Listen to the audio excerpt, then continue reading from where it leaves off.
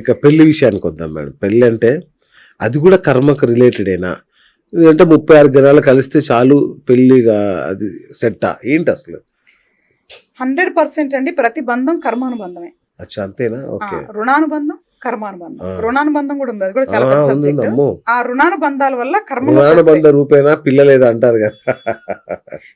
So ఈ రుణానుబంధంలో ఉన్న ఏదైతే సిస్టమ్ ఉందో అవి ఈ జన్మలో కర్మలోకి పంపిస్తాయి ఎవరితో మనం ట్రావెల్ చేయాలి అని. ఓకే.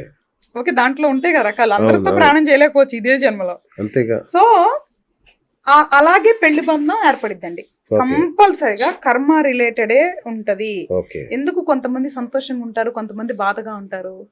మంచి కర్మ ఉంటే బ్లెస్సింగ్ పెళ్లి, ఉమ్. లేదు అంటే పనిష్మెంట్. జీవితాంతం నా కర్మ నా కర్మ నా కర్మ అని తిట్టుకుంటానే అంతే కదా. ఉంటారు. అవును, ఓకే, అవును. అబ్బాయిలు అయితే అక్కడ బయట పడకపోయినా బయట అబ్బాయిలు అస్సలు భలే మాట్లాడుకుంటారు. అసలు పెళ్లి మీద జోకులు, భార్యల మీద అమ్మో, ఆడవాళ్ళ మీద అస్సలు. జోకులు అంటే అసలు వండర్ఫుల్ గా చేస్తారు. ఇన్స్టాగ్రామ్ ఓపెన్ చేస్తే అమ్మాయి ఆ రోజుకి కొంచెం కడుపు నిండుతుందా? Okay right. నాకు కూడా చాలా హాస్యాస్పదంగా ఉంటాయి అవన్నీ. అదే కదా. అయితే 100% కర్మాను సంబంధమేనండి. ఉమ్. అలా అని చెప్పి ఎవరు పడితే వాళ్ళు చేసుకోలేం కాబట్టి రాగానే జాతకాలు కలిసినాయా లేవా అని చూసుకొని చేసుకోవడం అనేది ఒక ఆనవాయితీగా వస్తుంది. ఒకప్పుడు అవును. అంటే స్వయంవరం ఉండేది, ఇప్పుడు లేదు కాబట్టి. లేదు కాబట్టి. ఈ 36 గణాలు మ్యాచింగ్ చూసుకోవడం తప్పలేదండి, కానీ వాటి మీద గుడ్డిగా ఆధారపడద్దు. ఓకే. ఓకే. ఎందుకు ఆధారపడద్దు అంటే, నాకు తెలియదండి నాలాగా ఎవరైనా ప్రాక్టీస్ చేస్తారో లేదో, మా దగ్గర మ్యారేజ్ మేకింగ్ సిస్టమ్ వేరండి. ఆ. మీరు ఎలాగ బర్త్ చార్ట్ చూపించుకుంటారో మ్యారేజ్ సంబంధానికి వచ్చినప్పుడు మేము కంప్లీట్ బర్త్ చార్ట్ అనాలిసిస్ చేస్తామండి. అచ్చా. 7వ ఇంటికి సంబంధించిన దోషాలు ఏంటి అంటే, పెళ్లికి సంబంధించిన కర్మ ఓ. ఏంటి, దానికి సంబంధించి దోషాలు ఉన్నాయా లేవా, యువతల జాతకం పక్కన పెట్టేస్తే ప్రతి జాతకంలో వాళ్ళు పెళ్లి చేసుకుంటే వాళ్ళ పెళ్లి నిలబడిద్దా విడిపోద్దా అనేది ముందే రాసుంటది కదండి. ఓకే. అది చూసుకోవాలి కదా. అచ్చా. ఓకే. అలాగా మొత్తం చార్ట్ అంతా అనాలిసిస్ చేసి అవన్నీ అంటే ఒక చాలా డీప్ అనాలిసిస్ చేసిన తర్వాత మ్యాచ్ మేకింగ్ రిజల్ట్స్ ఇస్తాం. ఓకే. సో నేను గణాల మీద రిజల్ట్స్ ఎప్పుడు ఇవ్వనండి. ఉమ్. 36 కలిసిన ఆ అబ్బాయి దాంట్లో గండాలు ఉంటే ఏం చేస్తారు? ఉమ్. 36 గణాలు ఆపుతాయా? ఓకే. ఆపవు కదా. ఓకే. కొంచెం ప్రాక్టికల్ గా ఉండమంటున్నా నేను. అందుకనే ఎవరికైనా కలుస్తాయి గణాలు, అదేం పెద్ద సమస్య కాదు. 18 అంటే పాస్ మార్కులు, 30 అంటే మెరిట్ కాదు. మీరు చూడండి ఎంతో మంది కలిసిన వాళ్ళు విడిపోయిన వాళ్ళు లేరండి. ఈ 36 గణాలు చూపించి పద్ధతిగా ఎన్నో జాగ్రత్తలు తీసుకున్నారు. సాంప్రదాయబద్ధంగా పెద్ద కుటుంబాల వల్ల కూడా పెద్ద పురోహితులు, గురువులు అదే చెప్పండి, అంటున్నా, సిద్ధాంతులు. పెద్ద పెద్ద వాళ్ళు. మరి వాళ్ళు నమ్మి చేసినప్పుడు ఆగుతున్నాయండి. అంటే విధిని ఎవరు మార్చలేరు అనేది అసలు కొంచెం అర్థం చేసుకోవాలి. Correct, correct. కర్మ నుంచి ఎవరు తప్పించుకోలేరు అనేది అర్థం చేసుకోవాలి. తగ్గించుకోవడానికి ప్రయత్నం చేద్దాం, తప్పించుకోవడానికి కాదు. అది అది సూపర్. ఇదొక్కటే లాజిక్. అంతే. సో మ్యారేజ్ దగ్గరికి వచ్చినప్పుడు మీరు ఇప్పుడు సరే వీళ్ళకి పెళ్లి దాంట్లో దోషం ఉంది, ఇది ఎలా, వీళ్ళ దాంట్లో దోషం ఉంది. అసలు ఎవరైతే మన దగ్గరికి వచ్చారో వాళ్ళ దాంట్లోనే దోషం ఉంది. అప్పుడు నేను ఎందుకు చెప్తాను, డీటెయిల్ టైమింగ్ తీసుకొని ఎందుకు చెప్తానంటే, ఒకవేళ వాళ్ళ దాంట్లో 7వ ఇంటి దోషం లేకపోతే అప్పుడు పెళ్లి చేస్తే నిలబడతాయి. చాలా మంది ఏమంటారండి, ఇక్కడ కుజదోషం ఉంది, అక్కడ కుజదోషం ఉంది, చేస్తే క్యాన్సిల్ అవుతాయి అంటారు. ఒక్క కుజదోషం ఉంటేనే చాలా ఇబ్బంది. కుజదోషాలు అంటే వజ్రాన్ని వజ్రంతో కొయ్యాలనుకుంటున్నారు. అదే సిద్ధాంతం. అలా కాదండి.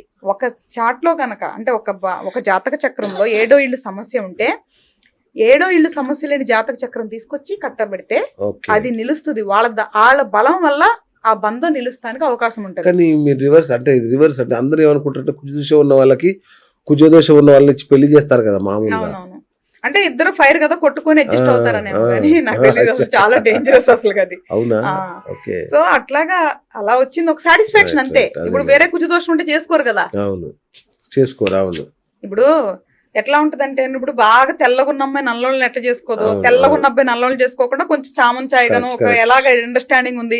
ఇప్పుడు నాకు కుజదోషం ఉంది, నీకు కుజదోషం ఉంది, ఇది సైంటిఫిక్ గా అడ్జస్ట్మెంట్. రేపు అతను తేడా వచ్చింది, నాకు కుజదోషం ఉంది మీకు లేదు, రేపు ఎప్పుడన్నా గొడవ వస్తే నీకు కుజదోషం ఉంది, ఇదంతా సైంటిఫిక్ గా చెప్తారు మన దగ్గర. సో ఎప్పుడైనా కూడా మ్యారేజ్ మేకింగ్ అనేది డీటెయిల్ చార్ట్ అనాలిసిస్ తప్ప గణాల మీద మాత్రం ఆధారపడదు. Super super. ఇంకొకటి మేడం, కళ్యాణ్ బాబు పవన్ కళ్యాణ్ అయ్యాడు, శివశంకర వరప్రసాద్ చిరంజీవి అయ్యాడు, ఇట్లా చెప్తుంటారు మన వాళ్ళు. అంటే పేర్లలో అక్షరాలు మార్చడం వల్ల ఎస్ తీసి ఇంకోటి పెట్టి వి తీసి డబ్ల్యూ పెట్టి ఇట్లా పెడితే మొత్తం లైఫ్ సెట్ అయిపోద్ది అని చెప్తుంటారు, న్యూమరాలజీ. కరెక్టేనా అండి అది? న్యూమరాలజీ అనేది కూడా కంప్లీట్ శాస్త్రం కాదండి, అది Okay. క్యాలిక్యులేషన్ సిస్టమ్ అంటాం, ఓకే. అది గణిత శాస్త్రం. మనకి పూర్తిగా దాంట్లో అన్ని తెలుసుకోలేం. ఉమ్. సో న్యూమరాలజీ బేస్ మీద మనం మొత్తం గతం ఫ్యూచర్ అంతా డిసైడ్ చేయడం కష్టం అండి. అలానే వాళ్ళని కొట్టిపారేట్లా, ఎవరి వ్యాపారం వాళ్ళది. మీరు అట్లా మాట అనకండి. ఎవరి వ్యాపారం వాళ్ళదేంటండి, ఎవరి శాస్త్రం వాళ్ళదన్నా కొంచెం ఉపశమనం మాకు. అంటే మీరు డైరెక్ట్ గా వ్యాపారం మళ్ళీ అబద్ధం వేస్తున్నారు. చెప్పకూడదు కదండి. ఓ దేవుడా. సో అంటే దాంట్లోనే న్యాయంగా చెప్పండి అంటున్నా. రైట్. ఆ, ఇప్పుడు శాస్త్రమే కాదు, దానికి న్యాయం ఎక్కడదండి, వ్యాపారంలో న్యాయమే ఉంటుంది. అంటే దాంట్లో కొన్ని చెప్పొచ్చు కదా, అవి చెప్పుకోండి, మిగతా అచ్చా. వదిలేండి అన్న. అచ్చా, ఓకే, రైట్. అయితే పేర్లు మార్చితే తలరాతలు మారవు అనేది నేను ఖచ్చితంగా చెప్తాను. అచ్చా, ఓకే. ఇప్పుడు ఎలా ఉంటది అంటే అండి, 100 మందికి మీరు పేర్లు మార్చారు, అవును. ఎవరికో గ్రహాల అనుగ్రహం కలిగి వాడు అదృష్టం బాండి సక్సెస్ అయితే, ఈ 100 మందిలో వీళ్ళొక్కళ్ళని చూపించుకొని వ్యాపారం చేసుకుంటాం. మొత్తం వ్యాపారం. మిగతా 99 మంది గురించి ఎందుకు మాట్లాడరు అంటా నేను. ఆ, ఇది మన వాళ్ళదే తప్పండి. ఆ ప్రేక్షకులని మీరు నాకు అన్నారు కదా, అవును. వాళ్ళదే తప్పు. మోసపోయే వాళ్ళు ఉన్నంత వరకు మోసం చేసే వాళ్ళు ఉంటారు, ఆ, నమ్మే వాళ్ళంత ఉన్నంత వరకు నమ్మించే వాళ్ళు ఉంటారు. ఓకే. అర్థం చేసుకోండి. ఇప్పుడు నేను కరెక్ట్ అని నేను చెప్పట్లా, ఎవరినైనా మీరు ప్రశ్నించండి, నేను నా దగ్గర సమాధానాలు ఉంటే నమ్మండి, లేకపోతే లేదు. మేమేమి ఇక్కడ బోర్డు పెట్టుకోలేం మమ్మల్ని నమ్మండి అని. అవును. కానీ నేను ఆలోచించమని చెప్తున్నాను, అవగాహన పెంచుకోమని చెప్తున్నాను. ఉమ్, పేర్లు మార్చినంత మాత్రాన గ్రహాలు మారుతాయండి. ఉమ్, ఇప్పుడు నేను పేరు మార్చుకున్నా, మొన్న గ్రహణం వచ్చే సమయం ఉంది, మారిద్దా? గ్రహాలు అక్కడ నుంచి అక్కడికి మారుతాయా? మీకు క్వశ్చన్ తెలుసు, ఇది కూడా గొప్ప విషయం. చాలా మంది గ్రహాలు మారుస్తారంట పొజిషన్స్. అవును. ప్లానెటరీ పొజిషన్ చేంజ్ చేస్తారు కదా. ఎంత హాస్యాస్పదం అండి అసలు. అవునా? అసలు ఏదో ఎవరో కన్నెర చేస్తే మనం బసం అంటాం కదా, గ్రహాలతో పెట్టుకుంటే ఆ, వీళ్ళందరూ లెక్కేసుకోవాల్సిందేనండి. అవునా? నేను చెప్తున్నానండి, శాస్త్రాన్ని తప్పుగా వాడే వాళ్ళకి కూడా హెచ్చరిక. కర్మకి ప్రతి ఒక్కళ్ళు బాధ్యులే, శాస్త్రాన్ని తప్పుగా చెప్పే వాళ్ళైతే ఎక్కువ బాధ్యులు. ఓకే. ఇదైతే ఖచ్చితం అండి. వ్యాపారం అని చేసుకోండి, వృత్తి Okay. చేసుకోండి, తప్పులేదు. నేను కూడా చెప్తున్నా, నేను వృత్తి, నేను కూడా ఫీజు తీసుకుంటాను ఆ సమయానికి, అవును. కానీ న్యాయంగా చేద్దాం. రైట్. మన దగ్గర నమ్ముతున్నారుగా పాపం, ఎందుకు అమాయకుల్ని మనం మోసం చేయాలి? పేర్లు మార్చినంత మాత్రం తలరాతలు మారవండి. ఒకసారి కొన్ని ప్రయోగాలు చేసి చూడండి, ఉమ్, ప్రాక్టికల్ గా ఆలోచించండి. కొన్ని అక్కడ ఇప్పుడు పెద్ద పెద్ద వాళ్ళకి మంచి మంచి వాళ్ళకి కాదు, మీరు నిజంగా దమ్మున్న వాళ్ళు అయితే ఎవరన్నా అక్కడ బయట రోడ్డు మీద అడుక్కురు తినే వాళ్ళని ఇంకొకరిని తీసుకొచ్చి పేర్లు మార్చాలి, తలరాతలు మారుస్తారు చేయండి. ఓకే. పేర్లు మారిస్తే తలరాతలు మారవండి. అసలు పేరుకి సంబంధం ఏంటండి? ఇప్పుడు నా పేరేంటి, హరిత. ఎంతమంది పిలుస్తారు? అసలు నా పేరుతో పిలిచే వాళ్ళు ఎవరున్నారా? ఎవరు ఉండరు. మేడం అంటారు, అమ్మ అమ్మ అంటారు, అంటారు, అక్క అంటారు. నేను ఎక్కువ మంది అవును, అవును. మా ఇంట్లో మా పిల్లలు అమ్మ అంటారు. ఇప్పుడు నా స్నేహితులు అయితే ఇంకా రకరకాల ముద్దు పేర్లతో పిలుచుకుంటారు. అవును, అంతే కదా. మీ తల్లిదండ్రులు మిమ్మల్ని ముద్దు ముద్దు పేర్లతో పిలుచుకుంటారు. అవును. ఎవరండి పేరు పెట్టి పిలిచేది? ఎలాగండి ఇది పనిచేస్తుంది? ఓకే. లాజికల్ గా ఆలోచించండి. ఇప్పుడు మీరు అన్నారు చిరంజీవి అని, ఆయన సర్టిఫికెట్లు ఏం రాసుకుంటున్నారు?